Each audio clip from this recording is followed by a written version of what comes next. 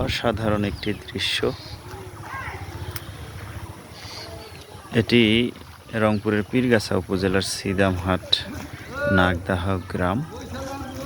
এই গ্রামটিকে অনেকে বলে থাকে যে সবজির বীজ খ্যাত এটি গ্রাম, অর্থাৎ এই গ্রামের প্রায় 2 শতাধিক কৃষক। তারা আসলে করলা, ঢেঁড়স, বরবটি, ঝিঙ্গা, চিচিঙ্গা, লাউ, মিষ্টি কুমড়া সহ শশা, নানাবিধ সবজির আসলে বীজ উৎপাদন করে থাকে। অর্থাৎ এই যে মাচাং পদ্ধতি আপনারা দেখতে পাচ্ছেন, এখানে এটি হচ্ছে করলার ক্ষেত, এটি ঝিঙ্গা। এই করলা ঝিঙ্গার ক্ষেতে যে করলা ঝিঙ্গাগুলো রয়েছে, এগুলো আসলে হাটে বাজারে বিক্রি করার মতো সবজি নয়।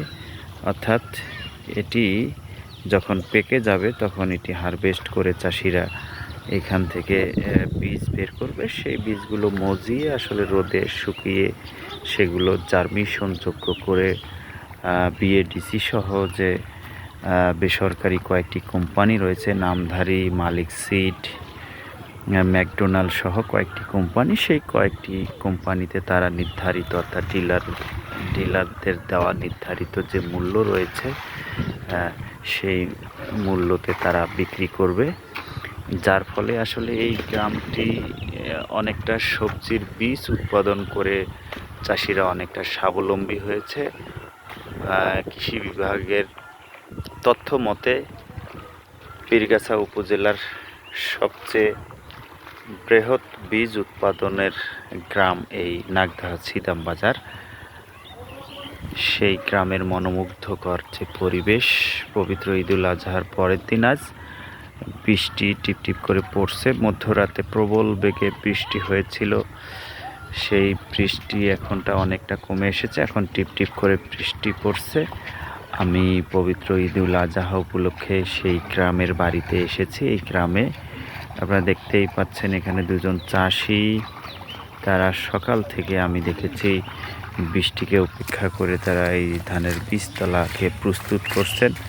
অর্থাৎ এখানে তারা আমন ধানের যে বীজ রয়েছে সেই বীজতলা তারা প্রস্তুত করছেন। একটু পরেই সেই আমন ধানের যে বীজ ধান রয়েছে সেটি আসলে এখানে প্রস্তুতকৃত জমিতে তারা রোপণ করবেন, অর্থাৎ ছিটাবেন, যার কারণে তারা অনেকটা ব্যস্ত সময় পার করছে এই বীজতলা প্রস্তুত করতে।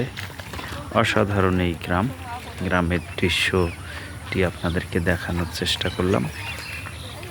এই গ্রামে আমার বাড়ি।